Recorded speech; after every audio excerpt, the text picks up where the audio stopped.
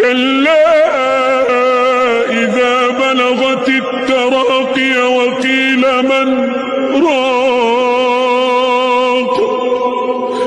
وظن أنه الفراق والتفت الساق بالساق إلى ربك يومئذ المساق فلا صدق ولا صلى ولكن كذب وتولى ثم ذهب إلى أهله يتمطى أولى لك فأولى ثم أولى لك فأولى أيحسب الإنسان